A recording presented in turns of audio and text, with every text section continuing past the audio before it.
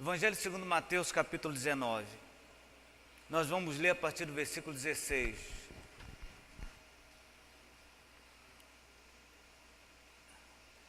Evangelho segundo Mateus, capítulo 19, versículo 16 até o versículo 30. Eu sei que é um texto conhecido, sei que é. Sei também que corro o risco de desanimar você de ouvir essa mensagem logo na leitura. Também reconheço esse risco. Porém, eu peço a você a sua paciência, porque esse texto, embora conhecido, embora debatido, explicado em muitas pregações, ele nos traz um ensino muito importante para essa noite. Você achou? Então vamos ler pausadamente. Eu peço aí que você se esmere também na sua atenção na leitura. Diz assim: e eis que alguém, aproximando-se, lhe perguntou: Mestre, que farei eu de bom para alcançar a vida eterna? Respondeu-lhe Jesus: por que me perguntas acerca do que é bom? Bom só existe um. Se queres, porém, entrar na vida, guarda os mandamentos. E ele lhe perguntou: quais? Respondeu Jesus: não matarás, não adulterarás, não furtarás, não dirás falso testemunho, honra a teu pai e a tua mãe, e amarás o teu próximo como a ti mesmo. Replicou-lhe o jovem: tudo isso tenho observado, que me falta ainda? Disse-lhe Jesus: se queres ser perfeito, essa palavra é forte, né? Se queres ser perfeito, vai, vende os teus bens, dá aos pobres e terás um tesouro no céu. Depois vem e segue-me. Tendo, porém, o jovem ouvido esta palavra, retirou-se triste por ser dono de muitas propriedades. Então disse Jesus a seus discípulos: em verdade vos digo que um rico dificilmente entrará no reino dos céus. E ainda vos digo que é mais fácil passar um camelo pelo fundo de uma agulha do que entrar um rico no reino de Deus. Ouvindo isso, os discípulos ficaram grandemente maravilhados e disseram: sendo assim, quem pode ser salvo? Jesus, fitando neles o olhar, disse-lhes: isto é impossível aos homens, mas para Deus tudo é possível. Então lhe falou Pedro: eis que nós tudo deixamos e te seguimos. Que será, pois, de nós? Em outras versões fala: o que nós vamos ganhar com isto? Jesus lhe respondeu: em verdade vos digo, que vós, os que me seguiste, quando na regeneração o Filho do Homem se assentar no trono da sua glória, também vos assentareis em 12 tronos para julgar as 12 tribos de Israel. E todo aquele que tiver deixado casas, ou irmãos, ou irmãs, ou campos, por causa do meu nome, receberá muitas vezes mais e herdará a vida eterna.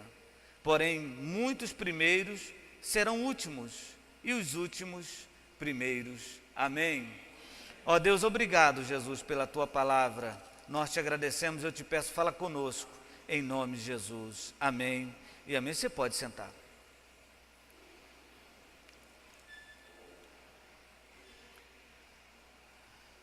Meus queridos e amados irmãos, eu trago para você hoje, ou melhor, vou até corrigir essa introdução, eu trago para nós hoje uma reflexão sobre significados da vida, ou sentidos da vida. Eu não sei se você já se pegou pensando, ou indagando a si mesmo, dizendo: a minha vida não faz sentido. Não são poucas as pessoas, independente do seu poder aquisitivo, independente de olhar para si e olhar para os que os cercam, e falar assim: eu tenho uma família, eu tenho bens, eu tenho propriedades, mas de fato o que é a vida para mim? De fato o que falta para mim? Muitas pessoas, por mais que sejam abastadas no que se refere à vida financeira, muitas delas não conseguem compreender porque são infelizes, porque não conseguem não somente estar felizes, mas ser felizes, porque a felicidade não é um estado, simplesmente, não é momentâneo. A felicidade é um estado, é você ser feliz, é você viver a felicidade. Mas algumas pessoas não conseguem. E aí nós nos reportamos algumas perguntas. Perguntas tais como dos filósofos antigos e bem antigos, lá da Grécia Antiga, que perguntavam uns para os outros, dizendo: quem sou eu? De onde vim? Para onde vou? Meu Deus, que mensagem é essa? Você fez essa pergunta para você? Talvez você não tenha feito com esse mesmo conteúdo de indagações, mas você já fez sim. Qual o sentido da minha vida? Por que eu estou aqui? O que eu tenho que fazer? Nós lemos um texto, irmãos, muito interessante. Porque esse texto ele não pode ser lido e parado somente quando o jovem rico vai embora. O texto, na sua plenitude, deve ser lido até a resposta que Jesus dá a Pedro. Porque o contexto fala da mesma coisa. Nós vemos aqui duas pessoas diferentes. Vemos um moço rico, que o evangelista Lucas chama de príncipe. Era um rapaz conhecido, era um jovem conhecido, todavia príncipe, rico, e além de rico, extremamente religioso. Tão religioso que ele teve a ousadia de procurar o mestre e perguntar para ele: o que eu tenho que fazer para me salvar? Ele não faz essa pergunta porque ele tinha dúvida, ele faz essa pergunta porque ele tinha certeza. Está dando para você compreender? Ele não chega para Jesus e fala assim: Jesus me ensina. Não, ele está querendo dizer para Jesus, ou mostrar para Jesus, que ele tinha qualidade para ser salvo. Ele tinha certeza absoluta da sua salvação. Ele fala assim: Senhor, o que eu tenho que fazer? Jesus então diz para ele assim: você observa os mandamentos? Ele fala: ah, Senhor, desde quando sou pequeno. E Jesus então fala assim, mas quais mandamentos? Jesus então começa a relatar os mandamentos para ele.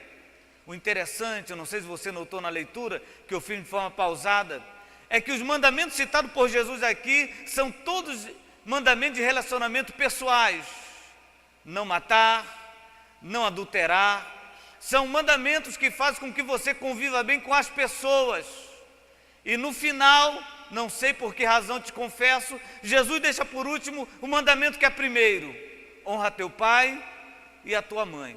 Mas Jesus dá ênfase ao relacionamento. E quando ele fala assim: Senhor, tudo isso eu observo. Ah, você observa tudo isso mesmo? Você de fato observa os mandamentos que regem o relacionamento interpessoal? Observo.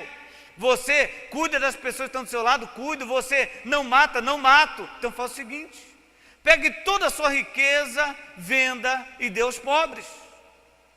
Aquele moço, quando ouviu essa palavra, eu estou somente fazendo aqui uma explanação do texto para você compreender. Vamos chegar, depois vamos dissecá-lo de forma assim mais objetiva. Mas Jesus então, quando fala isso, aquele moço para pensar e fala assim: minha propriedade, o que tem a ver minha propriedade com o mandamento? Tem tudo a ver.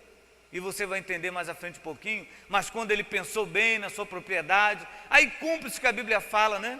Onde está o seu tesouro, ali estará o seu coração.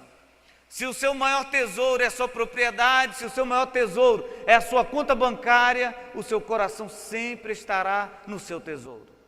E esse homem vai embora. Quando Jesus vê a reação desse homem, quando Jesus vê a reação desse rapaz, Jesus então aproveita para ensinar os seus discípulos. E Jesus não sai do contexto. Ele chama os seus discípulos e fala assim: vem cá, eu quero conversar com vocês agora. E eu queria que você, se você puder, você vê lá no versículo 23, quando Jesus começa a dizer para os discípulos dele, homens que andavam com ele, homens que estavam ao lado de Jesus, todos os dias, Jesus começa a falar assim: olha, digo uma verdade para vocês, dificilmente um rico entrará no céu. E ele começa então a criar uma símile, uma figura de linguagem, falando sobre o camelo passar pelo fundo de uma agulha. Aí vem estudiosos dizendo que não é uma agulha dessa que você costura uma roupa. Eram as portas da cidade antiga, que tinha a porta comercial, que eram os portões que se abriam para que as pessoas passassem, e havia uma pequena porta baixa, ali chamava-se também de fundo de agulha. Então, alguns dizem que Jesus estava se referindo a esta porta, que um camelo jamais, que até então camelo era o maior animal conhecido pelo judeu. Então, como esse camelo vai passar por essa porta? Outros já acreditam que Jesus estava dizendo de forma literal, que é de fato impossível. Bom, não vem ao caso aqui agora. Depois disso, os discípulos ficaram maravilhados. E quando Jesus falou assim, olha, um rico não pode, ou seja, aquele que está preso à sua riqueza não vai ser salvo, os discípulos ficaram preocupados. Falaram, Senhor, quem pode ser salvo? Pelo amor de Deus, nos diga. Nós estamos seguindo o Senhor, nós precisamos saber quem pode ser salvo e quem vai ser salvo. Jesus então, olhando para eles, fala assim, olha, o que é impossível aos homens, é possível a Deus. O que Jesus está dizendo? Para vocês é impossível vocês serem salvos. Preste bem atenção, vamos voltar ao menino, ao jovem. O que o jovem pergunta a Jesus? Não é como posso me salvar, o que eu tenho que fazer para me salvar. A pergunta agora é bem objetiva.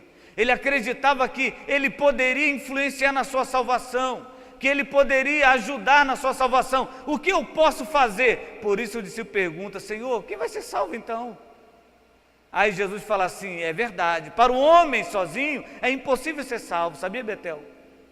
É impossível você ser salvo por sua força, é impossível o Rudinei ser salvo pela força dele, é impossível para mim ser salvo pelas minhas forças. Aí Jesus fala assim, o que é impossível para você é possível para Deus. Deus pode te salvar. Jesus quer salvar você, sabia disso?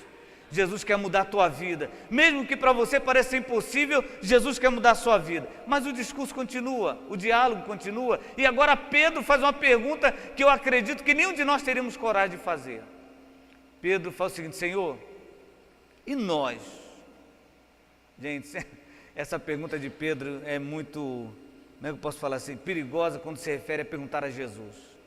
E nós, Senhor, que deixamos tudo, e nós, Senhor, que abandonamos tudo para te seguir, o que nós ganhamos com isso? E não se iluda dizendo que você não fez essa pergunta, porque já fez. Eu tenho certeza que talvez, não numa questão interrogativa, mas você já expressou assim, o que eu estou ganhando com isso? Eu sou fiel a Deus, eu deixei o pecado, eu me absti, deixei tudo que era errado para seguir a Jesus, parece que a minha vida está toda errada. O que eu estou ganhando com isso? Talvez você já tenha feito essa pergunta.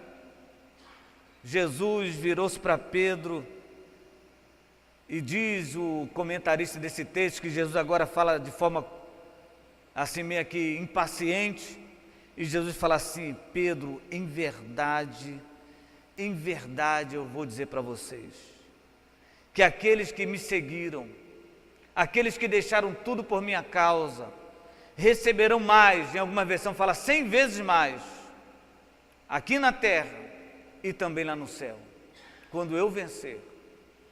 Bom, vamos analisar esse texto agora, depois de contextualizá-los. Vamos voltar a esse moço. Jesus ensina para ele o sentido da vida, e ele não estava compreendendo. Jesus ensina para esse rapaz a única coisa que nos faz ser felizes.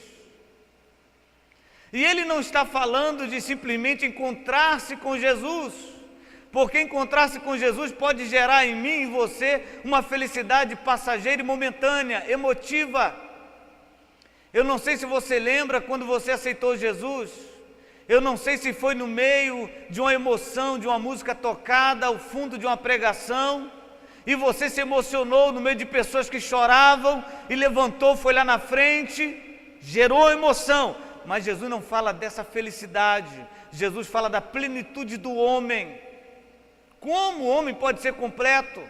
Como o homem pode ser pleno? Jesus ensina para ele. E Jesus começa a falar assim, vem aqui, eu vou dizer para você, como você pode entender aquilo que colocamos ali, o sentido da sua vida. Eu vou falar para você, você já observou os mandamentos pessoais? E, por favor, me perdoe, sei que não é com o ensinamento, mas me permita ler com você mais uma vez aqui. Quando, no versículo 18, Esse homem perguntou: quais mandamentos? Jesus então responde, vamos ler mais uma vez: não matarás, não adulterarás, não furtarás, não dirás, você está lendo, tá?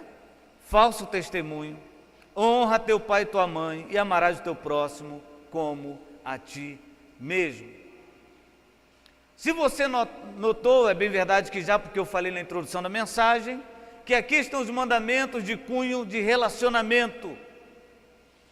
E quando aquele homem fala assim, Senhor, eu observo todos eles, Jesus então lhe dá uma ordem que poderia ser fácil. Se você ama o seu semelhante, se você observa o relacionamento, a importância do relacionamento, o que eu vou pedir para você é fácil. O que é, Senhor? Pega tudo que tem e dá aos pobres. Você não ama o semelhante? Não seria fácil? Já que você ama o semelhante, já que você não mata, já que você luta por um bom relacionamento, pega o que tem agora, vende e dá aos pobres. Seria a coisa mais simples para uma pessoa que entende o sentido da vida. E qual é o sentido da vida ensinado por Jesus? Pastor, só existe uma felicidade na minha alma e na sua alma, quando nós servimos as pessoas. Aí o homem se completa. Você só será feliz quando você servir pessoas. O problema é que nós queremos nos servir. O problema é que nós lutamos por nós. O problema é que nós questionamos por nós. A bandeira é nossa. O individualismo tomou conta. Eu estava essa semana conversando lá em casa, não sei se em casa ou no carro, sobre isto. Sobre uma das propostas da tecnologia. Qual foi a primeira proposta da tecnologia? Unir as pessoas, aproximar as pessoas. Mas ao contrário disso, o que ela faz? Ela tem que isolar as pessoas. Essa questão de relacionamento tem sido colocada de lado, ou quem sabe até para trás, tem sido abandonada. E fora esse simplesmente sentimento de solidão que causa, fora isso, nós estamos lutando agora por algo chamado egocentrismo. Hoje em dia não se existe em muitas igrejas evangelho, existe o eu-evangelho. É o evangelho para mim, é quando eu falo para mim, as canções são para mim, as pregações são para mim, tudo é para nós. Por isso as pessoas entram na igreja e não entendem o sentido da vida. Jesus chamou a mim e a você para que nós servamos aos outros. Se você não for útil a uma pessoa, não há sentido na sua vida para Jesus. Você quer ser salvo? Você quer ter a vida eterna? Pegue tudo que tem e sirva alguém que está com você. Servir alguém. Por isso Jesus chamou seu discípulo e falou assim, eu não vim para ser servido, mas eu vim para servir. Era um exemplo que estava sendo dado. Mas, repito, nós vemos para nós, lutamos por nós. E o fato maior e pior é que para vencermos e para lutarmos, nós começamos então a brigar entre nós mesmos. Brigamos com A, B, C e D, porque somos nós. Aí a pessoa é infeliz. Até consegue o carro que ele queria, com a fofoca, chegando para o chefe, falando assim, olha, fulano de tal, ele é um falso, ele fez isso, ele cometeu isso, e o chefe, desorientadamente, coloca você no lugar dele. Talvez você até tenha conseguido o cargo assim, mas você não é feliz, porque você destruiu uma vida.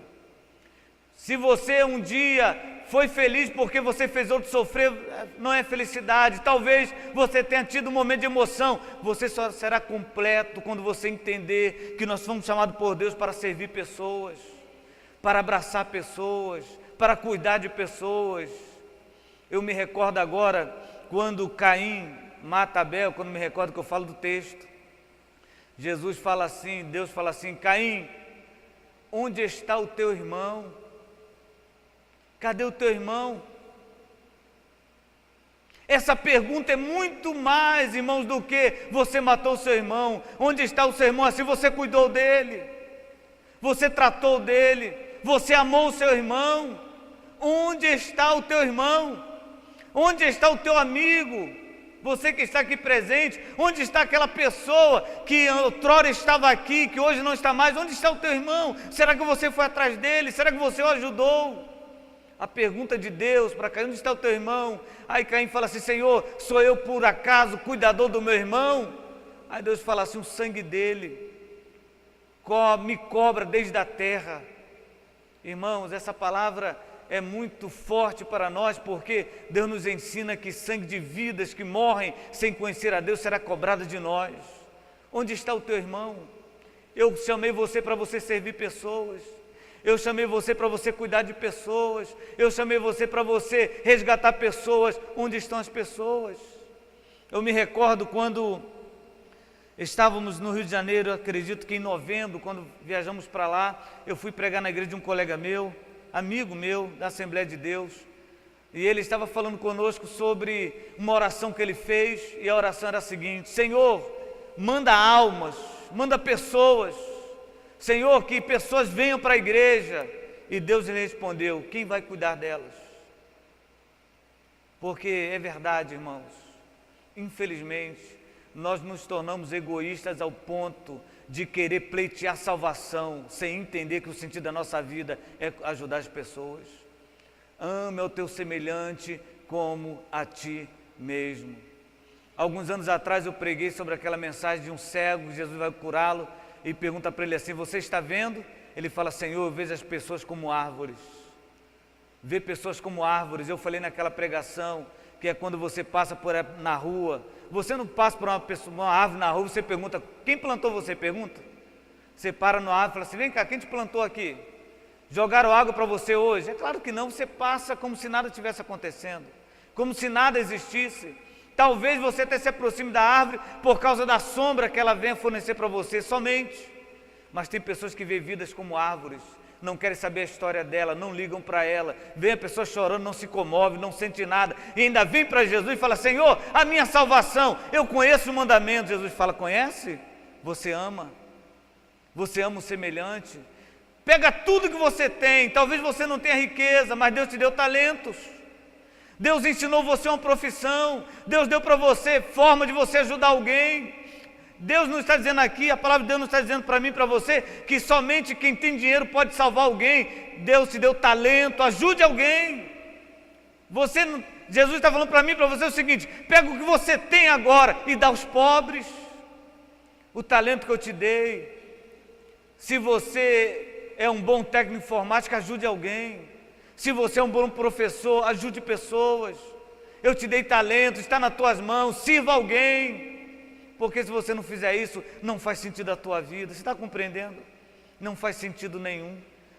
Ô pastor, que palavra é essa? É a palavra dos céus para a tua vida e para a minha vida. Pegue tudo que tem e dê aos pobres. Pastor, aleluia, eu estou orando a Deus para Deus me dar um carro, e quando Deus me der eu vou botar um adesivo: propriedade exclusiva de Deus. Tira o Deus e põe assim: propriedade exclusiva minha. Não pode servir a ninguém. Deus te deu condição, Deus te colocou em um setor público, ajude alguém, seja misericordioso, tenha compaixão de alguém, estenda a mão para alguém na rua, por favor, em nome de Jesus.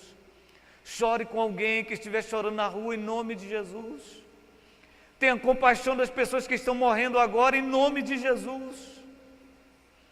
Vende o que tem, pega o que você tem hoje, sai daqui com essa convicção: Senhor, eu vou pegar tudo que tem e vou dar aos pobres, porque não tem utilidade a minha vida se não for servir a alguém. Eu vou dar aqui um testemunho pessoal, se não fosse pessoal seria testemunho de outro, né? Mas um testemunho pessoal, que alguns anos atrás eu pedi ao Senhor e dizia: Senhor, eu quero fazer isso na tua obra. Eu tinha algumas ambições na obra de Deus, e não é pecado. A Bíblia fala que aquele que almeja o episcopado, excelente obra almeja. Eu tinha algumas ambições e eu orava. É claro que eu não falava isso para o pastor, não externava para ninguém, mas dentro de mim havia isso. E Deus falou no meu coração assim: quando eu vou agora abrir aqui algo muito particular, por favor, não fique atribulado. Deus falou assim: quando você for pai, vai começar tudo. Falei: misericórdia, Jesus, eu queria um negócio rápido. O tempo foi passando, o tempo foi passando.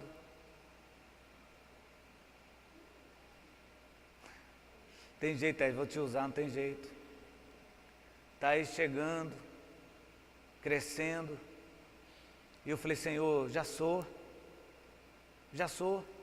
Mas nada acontecia, mas teve um dia, a Thaís tinha um problema, acho que era uma rinite alérgica.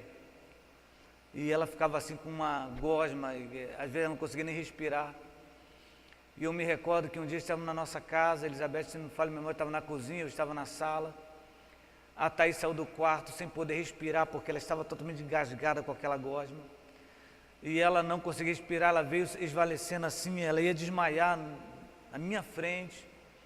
E eu me recordo que eu abracei a Thaís e falei, Jesus, tem misericórdia, salva, Jesus, em nome de Jesus. E a Thaís, num gesto assim espontâneo, acredito eu que por Deus, ela colocou aquilo para fora e começou a respirar. Quando eu abracei a Thaís, Deus falou assim, agora começa. Por quê? Porque eu aprendi o sentido de servir alguém. Eu senti mais dó dela do que de mim. Naquele rápido momento, era como se passasse na minha cabeça o seguinte pedido, Senhor, ela não eu, Senhor. Ela não, tem que ser eu. Eu entendi que o sentido da vida era da minha vida por alguém. Está dando para você compreender? Se você não fizer isso, se você não entender o sentido da sua vida, você nunca vai ser feliz. Ame alguém, abrace alguém, socorra alguém, viva por alguém, sirva alguém e você vai ter uma parte nos céus. Você será uma pessoa abençoada por Deus. Louvado seja o teu nome, Senhor. Glorificado seja o teu nome. Porém, existe outra pergunta. E a pergunta agora não foi feita por alguém que não seguia Jesus. A pergunta agora foi feita por alguém que seguia Jesus. E ele fala assim, Jesus, o que eu vou ganhar com isso? Talvez seria a pergunta que você me faria hoje. Senhor, se eu servir alguém, se eu amar alguém, o que eu vou ganhar com isso? Jesus então, vamos voltar ao texto, ele fala. Primeiramente, ele fala que aquele que segue a Jesus, aquele que renuncia a sua vida em favor de outros, primeiro, será vitorioso. Lá no versículo de número 28, os que me seguiste, quando na regeneração, o Filho do Homem se assentar no trono da sua glória, também vocês assentareis em 12 tronos para julgar as 12 tribos de Israel. E todo aquele que tiver deixado casas, ou irmãos, ou irmãs, ou pai, ou mãe, ou mulher, ou filhos, ou campos por causa do meu nome, receberá muitas vezes mais. Aonde que ele está falando isso? Na terra, porque ele separa. Em alguns textos fala 100 vezes mais. Depois ele fala, aqui herdará também a vida eterna. Agora não fique pensando você que Jesus está dizendo aquela prosperidade maluca. Ele está falando sobre a prosperidade bíblica, da manutenção da sua necessidade. Tudo que você precisar, Deus vai te dar. Venha a nós o teu reino, seja feita a tua vontade, venha a nós o pão nosso de cada dia. Agora preste bem atenção, não é para todos essa promessa. Jesus é bem enfático, todo aquele que tiver deixado casas, pai, mães, irmãos, por amor a mim. E qual seria a utilidade disso? Deixar pai, campos, mãe, riquezas, voltando ao início do texto, servir pessoas. O sentido da vida física, como também da vida espiritual é o mesmo, é servir pessoas. Deus não chamou você para colocar você ou a mim em um lugar de destaque para que nós sejamos alguém especial. Deus chamou a mim e você para servirmos outras pessoas. Deus chamou a mim e a você para que outras pessoas fossem salvas. Eu não tenho como fugir dessa comparação, lembrando de Moisés, que ficou 40 anos servindo seu sogro, sendo pastor de ovelhas que não eram dele, servindo ao seu sogro, 40 anos, deixou de ser príncipe, agora era um mero pastor de ovelhas desconhecida em uma região chamada Midian, pagã, que ninguém sabia nem o Deus que eles serviam, de tão menosprezada era aquela região. E quando ele vê uma sarça pegando fogo, e ele se aproxima e tem aquele diálogo entre ele e Deus, eu sou Deus de teus pais, Deus de Abraão, de Isaac e de Jacó, Moisés aproveita. Ora, Senhor, o Senhor vieste aqui por minha causa, o Senhor vieste aqui porque eu orei. Deus fala, não, Moisés, eu vim aqui porque vi a aflição do meu povo. Eu vim aqui falar com você, Moisés, porque eu ouvi o clamor do meu povo. Eu vim aqui, Moisés, para libertar o meu povo. Ou seja, eu vou usar você, Moisés, por causa de outras pessoas. O sentido da vida espiritual é que para através de nós, outras pessoas sejam alcançadas pelo Evangelho. Senão não tem sentido nenhum. Jesus fala, se você fizer isso, você vai herdar muito aqui na terra e também terá a vida eterna. Você está compreendendo? Amém? Pastor, mas essa mensagem é bom para domingo de manhã. Não, é bom para nós. É bom para cada um de nós. Eu vou quase que entrando na conclusão, quando ele fala assim, preste bem atenção. Porém, muitos primeiros serão últimos, e os últimos, primeiros. Que mistério é esse? Que mistério é esse? Jesus faz esse contraponto entre primeiro e último. Ele está se referindo ao pessoal que já viveu no Antigo Testamento. Ele está dizendo que nós aqui primeiros, últimos seremos primeiros. Que questão é essa? Ele está dizendo o seguinte, que para ser abençoado por Deus e pela vida eterna, não existe ordem de chegada. Só existe o cumprimento de uma missão. Se você cumpriu a sua missão e você foi por último, você será o primeiro. Mas existem primeiros que serão os últimos, porque não cumpriram a sua missão. A minha pergunta para você é, o que você tem feito para salvar pessoas? O que você tem feito para ajudar pessoas? Você tem ajudado pessoas ou você tem sido instrumento de morte para pessoas? Ao invés de estender a mão, você lança a espada. Ao invés de falar misericórdia, você fala juízo. Qual é a sua atitude? Senhor, o que farei eu para herdar a vida eterna? Pega tudo que tem. Tudo que você tem, todo talento que você tem, a vida que você tem, os planos que você tem, a saúde que você tem, pega tudo e dá aos pobres. Porque se você fizer isso, você vai amontoar tesouros para você no céu. Você vai entender a importância e a utilidade e o sentido da sua vida. Que o Senhor tenha misericórdia de nós. Que o Senhor tenha misericórdia da nossa alma. Que o Senhor tenha misericórdia do nosso coração. Eu queria convidar você a nós ficarmos de pé. Eu acredito que alguns irmãos aqui vieram direto do sítio, da serra, daquele almoço lá com a mãe, com o pai, com a família. Mas eu não posso dispensar você, no melhor sentido da palavra dispensar, ou liberar você, sem que antes façamos essa reflexão. Nós temos ainda algum tempo, por que não dizer muito tempo, mas eu queria que você fizesse essa reflexão. Na realidade, eu quero fazer juntamente com você esta reflexão. Será que faremos como esse moço que chegou a Jesus e colocamos perante ele, Senhor, o que eu tenho que fazer mais? Já fiz tudo. O que temos feito? Qual é o seu coração com relação às pessoas que te cercam? Você é uma pessoa feliz? Você é uma pessoa completa? Você é uma pessoa plena? Se não é, Jesus está dando a receita para você. Sirva alguém. Sirva as pessoas. E você vai compreender. Você vai entender. Por que Deus deu a você tantos talentos? Porque Deus deu a você saúde, condições. Não foi para você amontoar para si conhecimento. Não foi para você amontoar para si riquezas ou talentos. Foi para que você servisse outras pessoas. Eu estava meditando essa palavra hoje e confesso para você que me emocionei muito em pensar que muitas pessoas não têm o privilégio que eu tenho. de ter um alimento à mesa. Talvez não seja aquele que eu queria ou queira, mas tenho. Muitas pessoas agora não têm a condição de chegar no guarda-roupa e falar assim, não, eu vou com essa roupa ou vou com essa aqui. Muitas pessoas agora estão pedindo a Deus, Senhor, mande alguém, por favor, para que no inverno eu tenha uma roupa para usar.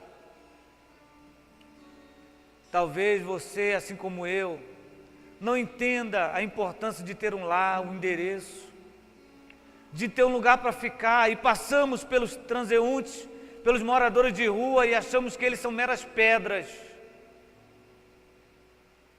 Vamos ser mais sensíveis, irmãos. Vamos servir mais. Talvez você reclama do seu marido que é atribulado porque não te deu dinheiro esse mês. Mas tem mulheres agora que estão apanhando, sofrendo na delegacia, e o seu marido é crente, irmã. Por favor. Talvez você não entenda a importância da sua esposa, porque ela envelheceu, porque ela modificou com o tempo e você não valoriza mais, mas em muitos momentos agora tem homens aí procurando a esposa, não sabe onde está. A esposa traindo. Sejamos gratos a Deus, irmãos. Sejamos sensíveis à situação que está no mundo. Jesus falou muito ao meu coração, Fernando, você quer dar o céu? Não adianta você pregar não, Fernando. Não adianta você amontoar uma igreja bonita não. O que importa para você é pegar tudo que você tem e dar para os pobres, para as pessoas. Por que às vezes eu reluto em doar a minha vida às pessoas? Por que às vezes eu reclamo em doar a minha vida para as pessoas? Os meus projetos, é porque eu não entendo que o sentido da minha vida é esse. É só esse. Porque é para Ele e por Ele. Glória seja dada ao nosso Jesus, para todo sempre.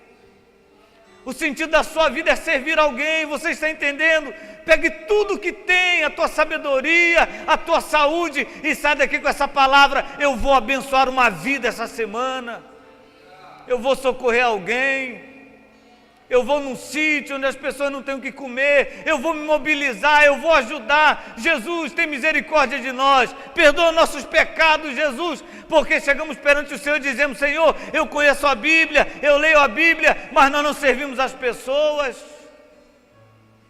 Ah, Pedro, se você entendesse isso, que aquele que deixou pai, mãe, campos e cidade, eles serão abençoados. Se você entender isso, Pedro, se você entender que se você doar, eu vou te dar, eu não vou te abandonar.